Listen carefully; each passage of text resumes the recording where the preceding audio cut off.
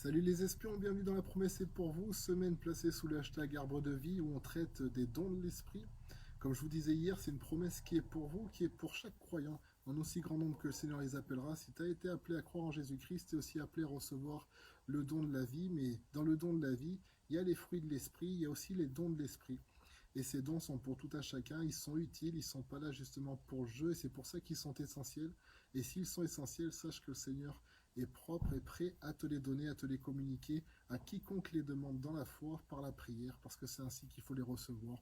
Et se disposer aussi dans les fruits de l'esprit pour pouvoir aussi en recevoir les dons.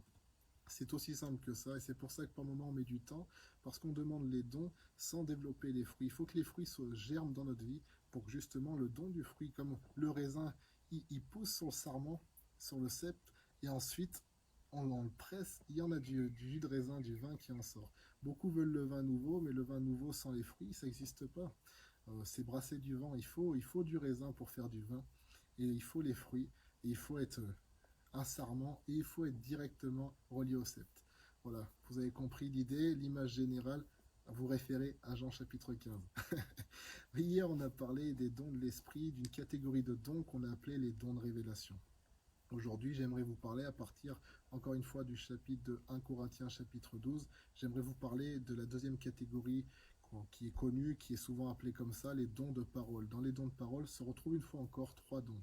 Dans ces trois dons, on a lesquels? On a la prophétie, on a le parler en langue et on a l'interprétation des langues. Voilà. Donc c'est des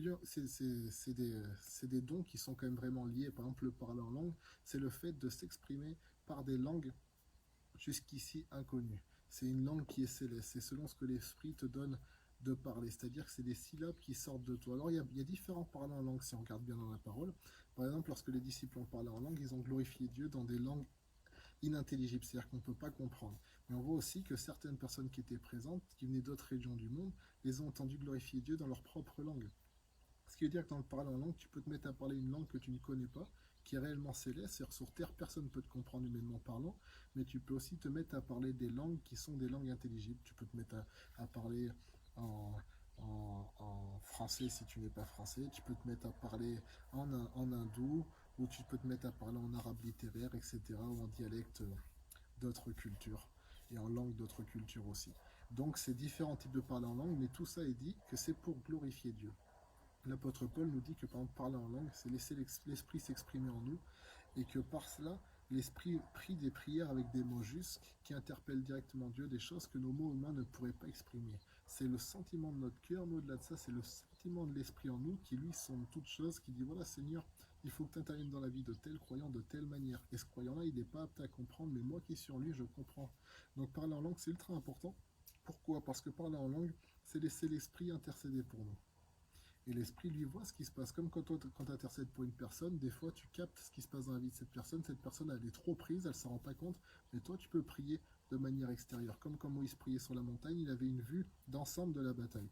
Alors que chaque soldat ou Josué sur place n'avait une vue que d'un périmètre restreint. Celui qui prie en hauteur avait une vue beaucoup plus élargie, donc il pouvait dire voilà, ben, il faut intervenir là, il faut intervenir là, de telle et telle manière. Il avait une vue globale. Mais l'esprit qui est bien plus grand que l'homme et qui habite une montagne bien plus haute, et ben lui peut prier depuis nous et depuis le ciel et dire voilà, il faut intervenir dans ce croyant de telle manière, il est lié par telle chose, il est fait de telle manière, il faut qu'il y ait telle chose qui se passe. Donc le parler en langue, c'est laisser l'opportunité à l'esprit de prier pour nous et de aussi prier au travers de nous pour d'autres sujets où le Seigneur veut nous voir intercéder.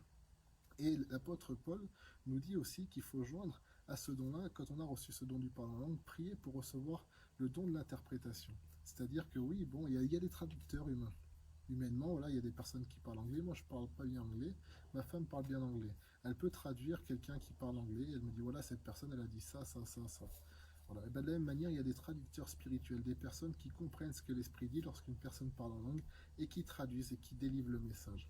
Donc, on se retrouve doublement édifié. La personne qui parle en langue est édifiée par son parler en langue surnaturellement, et en plus, elle peut en donner une interprétation pour que tous autour comprennent ce qui a été dit par l'esprit au travers de cette prière et cette intercession en langue. Et de la même manière, il existe ce troisième don de parole qui est le don de prophétie. Le don de prophétie, on va dire, c'est un peu l'équivalent, je me comprends, hein, mais du parler en langue et de l'interprétation des langues réunies, dans le sens pour le peuple. Voilà pourquoi ça annule pas les autres dons, parce que celui qui parle en langue, il s'édifie lui-même. Donc on a besoin de s'édifier soi-même. Vous édifiant sur votre très sainte foi, pas la prière, par exemple, disait Jude, en l'occurrence. Ou, de la même manière, la prophétie, c'est comme le parler en langue qui sera un message pour d'autres. Le parler en langue avec l'interprétation pour les autres, on va dire que ça équivaut à la prophétie. La prophétie, c'est quoi? C'est donner un message directement de Dieu. La Bible, elle dit que la prophétie, elle exhorte, elle réconforte, elle donne une direction. La prophétie fait pas de toi un prophète. Tous peuvent prophétiser, mais tous ne sont pas prophètes. Par contre, tous peuvent encourager les autres. Et par la prophétie, on reçoit une pensée du Seigneur qui est encourageante, qui exhorte. La prophétie, elle n'est pas là pour reprendre, pour censurer ou pour écraser, ni même pour briser. Voilà, il y a certains domaines dans le ministère où on doit reprendre, on doit censurer, on doit faire ça en toute douceur. Mais c'est pas ça la prophétie. Voilà, la prophétie, elle n'est jamais donnée pour humilier, elle n'est jamais donnée pour écraser, elle est justement donnée pour réparer, elle est donnée pour encourager, elle est donnée pour soutenir. Et c'est le but de la prophétie. On le voit par exemple dans les apôtres avec les 4 filles de l'évangéliste Philippe qui elles-mêmes prophétisaient. Donc ces filles, elles prophétisaient, elles encourageaient, elles exhortaient. Et c'est ce que je vous encourage à faire. Donc priez pour recevoir ces dons-là. C'est vrai que le don de prophétie est quand même pas mal développé au milieu de nous. Le don du parler en langue aussi. Mais le don de l'interprétation se fait rare aujourd'hui. Et comme on peut peut-être manquer d'interprètes dans le milieu séculier, je crois en tout cas à coup sûr qu'on manque d'interprètes dans le domaine spirituel.